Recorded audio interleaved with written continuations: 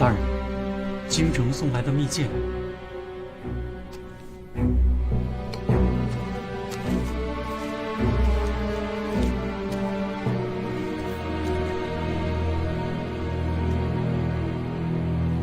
夫人到上海了吗？应该到了。打探一下，住在哪家客栈。是。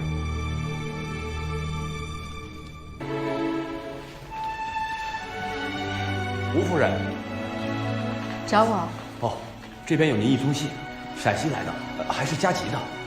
啊，谢谢。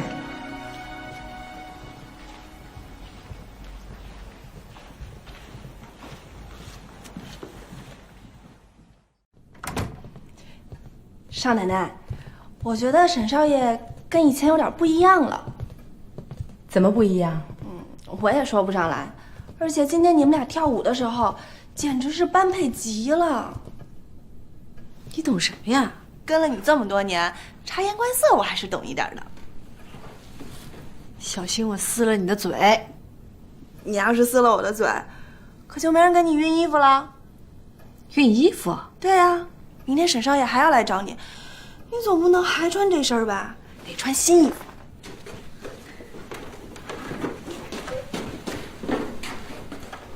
你说，明天我是穿哪一套？我觉得两身都好看。我总不能把2套都穿上吧？总得选一套。哎呀，这我哪会选啊？真没用。是呀，要是韩夫人来了就好了。陈杏儿，帮我找个东西来，我要把这花养起来。那你慢慢选，我去找个东西插上它。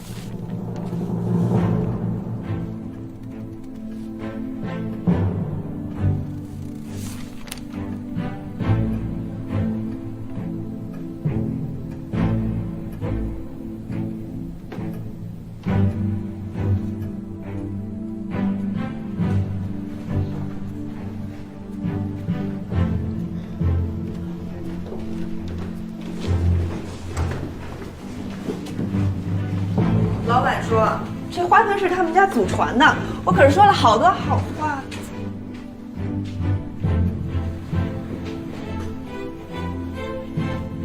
少奶奶，这是怎么了？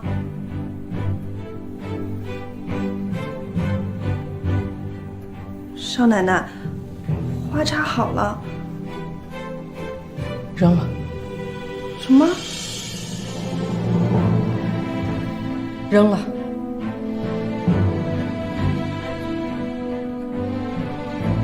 到底出什么事儿了？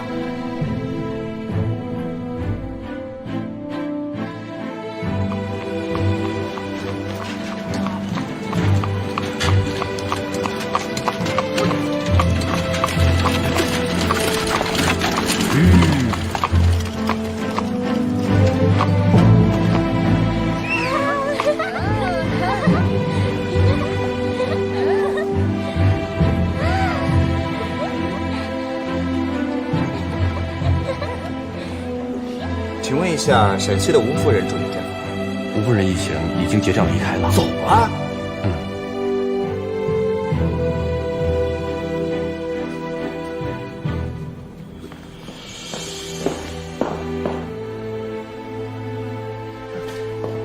那你知道他们去哪儿了吗？不知道。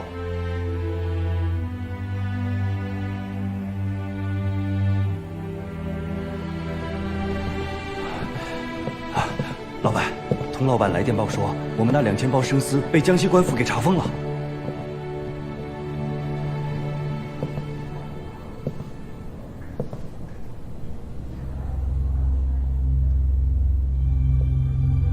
怎么会这样？我也不知道啊。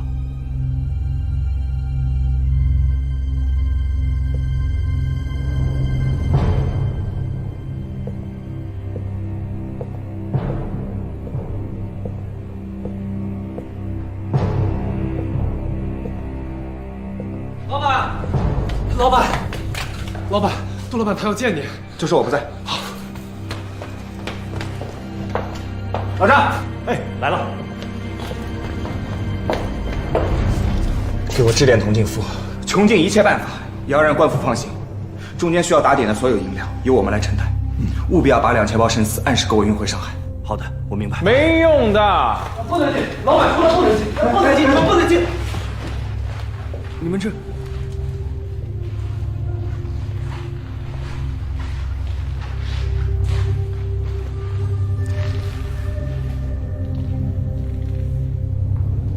你们先出去。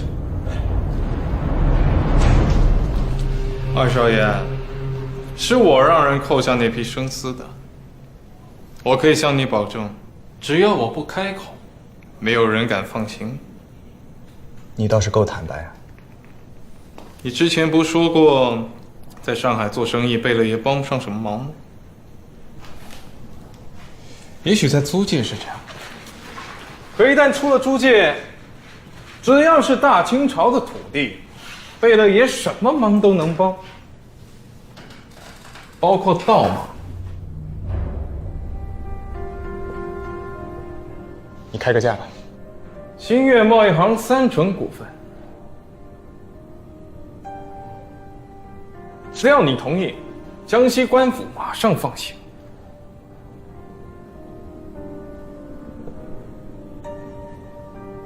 请回吧。二少爷，2000包生丝可不是一笔小数目呀。你太小看我了吧？区区2000包生丝，我赔得起。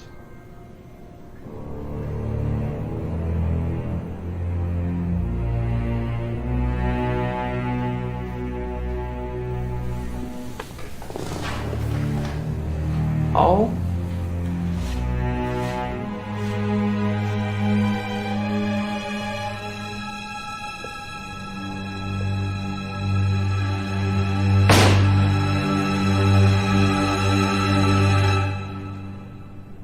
你昨天还跟我说没有问题，我也是刚刚才收到的电报。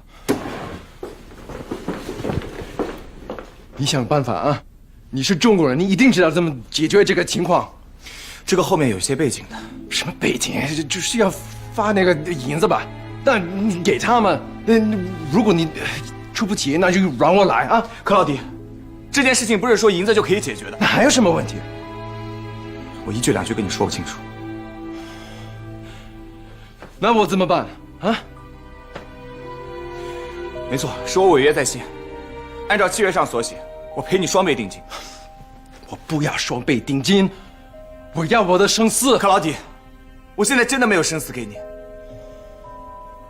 我的货仓已经定了，我的船快开了，取消不了。货仓的钱我可以赔给你。这2000包生丝，我在欧洲已经找好了买家。如果我不能如期交货的话，我的竞争对手就会趁虚而入，我在欧洲的信用会大打折扣。这损失算谁的？你以为我就没损失吗？我除了要给你双倍的定金以外，那2000包生丝我可能永远要不回来了。神，我以为你和比其他的人都不一样，我没想到你也是一个不讲信用之人。我骚人暗算，我现在也没办法了。我再不相信你了。克劳迪，我向你道歉，该赔给你的银子我明天就找人送过来。你只是损失银子了，我是损失牌子了。你再加10倍赔偿也弥补不了我的损失，有50生意。你们不配跟我们做生意。对不起。滚！